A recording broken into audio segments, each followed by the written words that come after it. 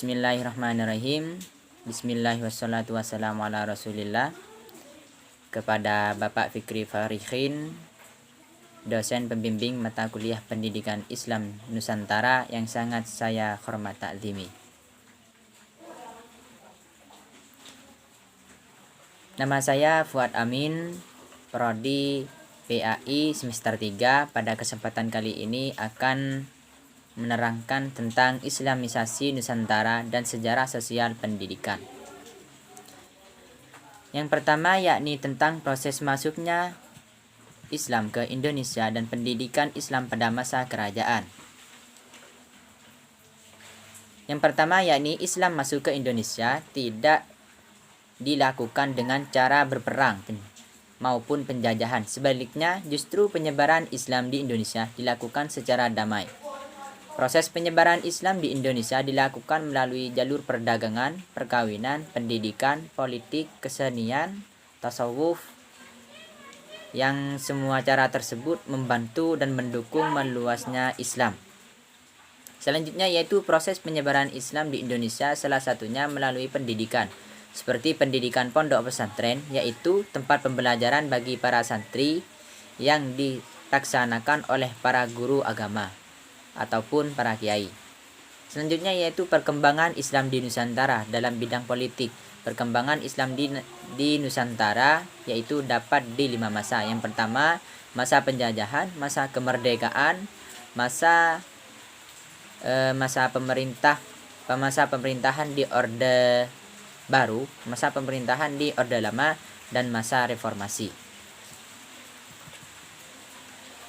Selanjutnya yaitu tentang pendidikan masa kerajaan Islam Nusantara. Yang pertama, proses masuknya Islam di Nusantara telah diselenggarakan pada masa kerajaan Islam pertama di Nusantara, yaitu di Perlak pada tahun 840 sampai 1292 Masehi.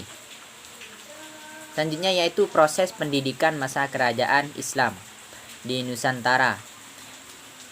Selain dilaksanakan di Pulau Jawa, Sumatera juga diselenggarakan di Pulau Jawa. Pendidikan Islam di Pulau Jawa dilaksanakan oleh para wali songo, seperti Syekh Maulana Malik Ibrahim, yang menyampaikan dakwah Islam melalui perdagangan dan pengobatan gratis dan pendidikan tentang bertani. Selanjutnya yaitu tentang pendidikan Islam pada masa penjajahan Belanda. Setelah datangnya Belanda ataupun VOC di Nusantara, pendidikan Islam di Nusantara menurun sangat drastis lantaran pemerintah Belanda semakin kuat dan para pemerintah Nusantara kehilangan kendali kekuasaannya. Yang akhirnya Belanda semena-mena membuat peraturan, dan peraturan di antaranya sebagai mana dilakukan yaitu pertama, membatasi para ulama atau kiai dalam mengajarkan Islam dengan cara harus memperoleh izin dari pemerintah Belanda. Yang kedua, menutup sekolah dan madrasah yang tidak memiliki izin atau memberikan pengajaran yang disenangi oleh pemerintah Belanda dan diberi label ordinasi sekolah liar. Dan peraturan tersebut dikeluarkan oleh Belanda pada tahun 1932 Masehi. Selanjutnya yaitu mengeluarkan peraturan netral agama yang isinya bahwa Belanda bersikap tidak memihak terhadap agama apapun dengan cara melarang adanya pendidikan agama di lembaga pendidikan atau sekolah. Pendidikan Islam pada masa penjajahan Jepang.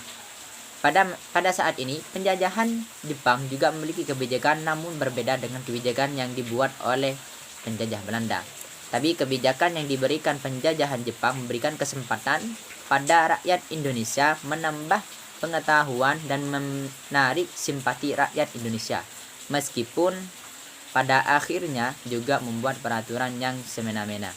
Di antara peraturan Jepang yaitu yang pertama, membuka kembali sekolah-sekolah yang ditutup oleh Belanda. Kedua, memberi pengajaran dengan berbahasa Indonesia. Memberi kesempatan kepada pemuda Indonesia berlatih militer dan barisan Hizbullah. Yang keempat, diadakannya pendidikan selama 3 tahun setara SMP atau SMA dan pendidikan perguruan tinggi. Kelima, pendidikan. Setiap pondok pesantren diberikan bantuan. Selanjutnya yaitu agama Islam diberikan izin untuk mendirikan perguruan tinggi dan memberi dana Kiai Haji Hasyim Asy'ari.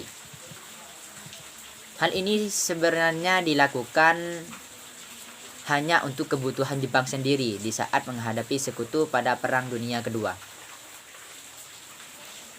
Setelah kemerdekaan diraih oleh bangsa Indonesia, maka pemerintahan Indonesia segera menata aspek-aspek kehidupan masyarakat Indonesia dalam segala bidang, termasuk bidang pendidikan. Usaha pemerintahan Indonesia dalam bidang pendidikan pada masa awal zaman kemerdekaan yaitu tahun 1945 sampai 1950 Masehi, yaitu perbaikan fisik gedung-gedung sekolah, tenaga pengajar, sistem pengajaran atau kurikulum dan pembiayaan.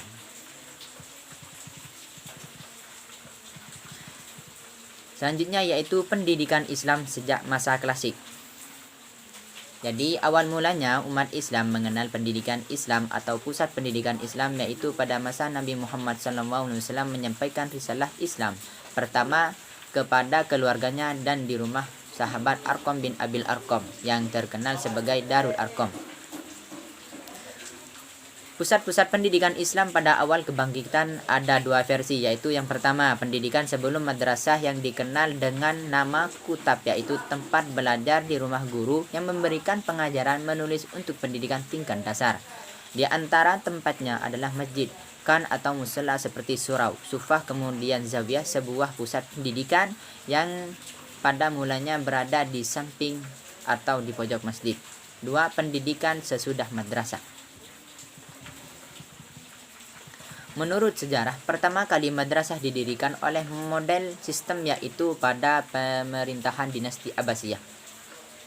Dengan berdirinya pendidikan tersebut, banyak pencari ilmu yang berminat untuk belajar ilmu agama Islam, di antaranya yang berhasil para tokoh ilmuwan di bidang masing-masing, yaitu pertama, ada Nizam Al-Mulk, pendiri sekolah tinggi Islam pertama.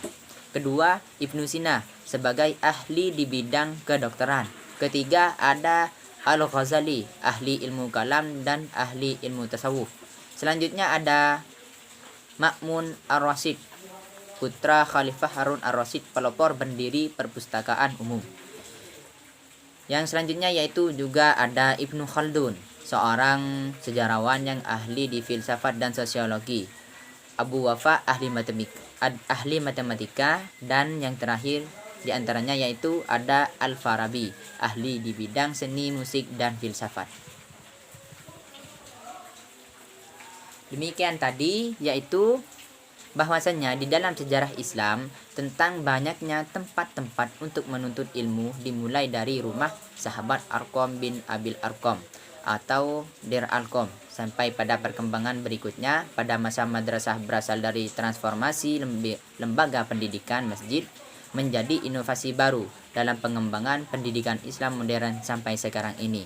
Mungkin cuma ini dari penjelasan saya ataupun pembahasan saya. Apabila ada kekurangan, mohon maaf yang sebesar-besarnya. Wallahul muwaffiq ila aqwamit thoriq. Wassalamualaikum warahmatullahi wabarakatuh.